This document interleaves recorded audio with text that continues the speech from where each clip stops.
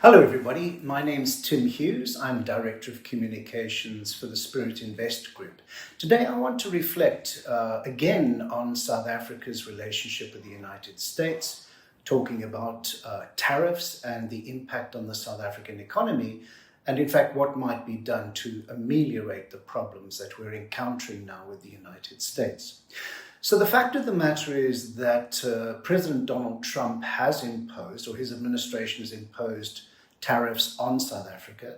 They came into effect on the 8th of August, and they impose a blanket 30% tariff on South African exports to the United States. There are some exemptions, and of course the United States can exempt things such as mineral exports.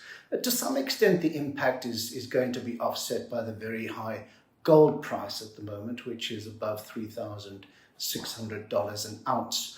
But unfortunately, the tariffs have already begun to impact on our exports of motor vehicles, particularly those from the Eastern Cape, the German manufacturers in particular.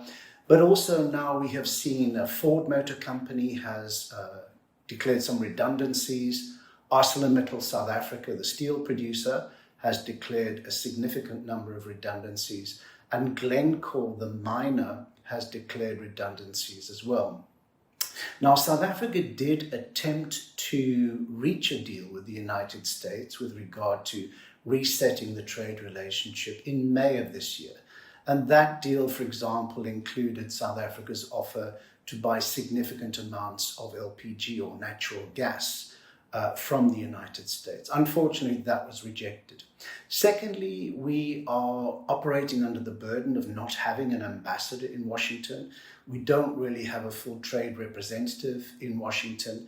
And unfortunately, the United States has brought South Africa under scrutiny, not just because of tariffs and the imbalance, the trade imbalance as it perceives it, and there is a trade imbalance, but the United States has begun to look or take issue with South Africa on its domestic policies, and more particularly those of Black economic empowerment, those of land expropriation, and what it regards as the mistreatment of minorities in South Africa.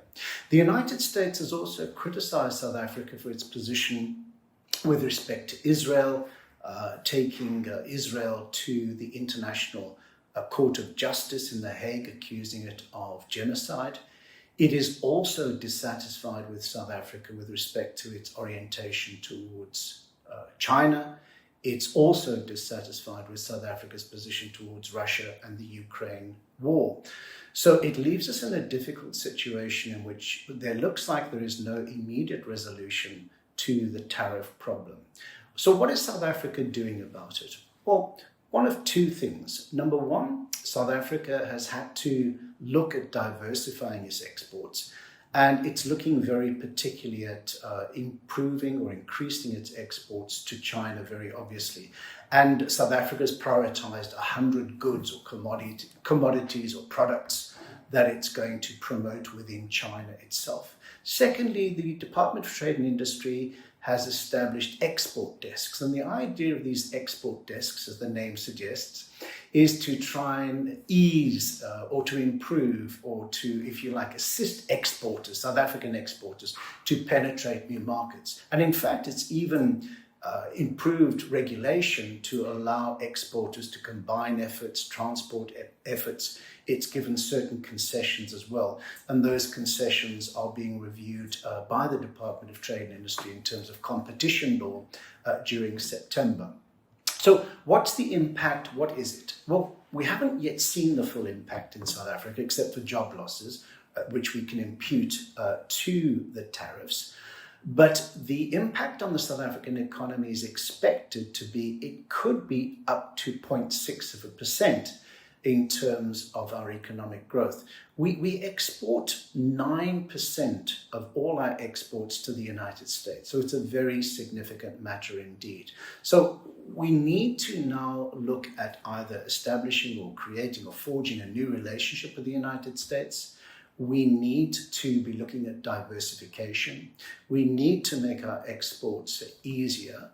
But in the final analysis, we need to grow our domestic economy. And unfortunately, if, for example, in addition to the tariffs, we are excluded from AGOA, the African Growth and Opportunity Act, which it looks like we will be, and there could be another element of legislation impacting against South Africa from the United States, then this will have a direct consequence on our economy, on economic growth and on employment. So we are facing a considerable set of challenges. I will update on where we stand with these challenges in next month. Hopefully, South Africa will have come forward with some solutions to all of these challenges. Thanks for watching, and I look forward to updating you soon.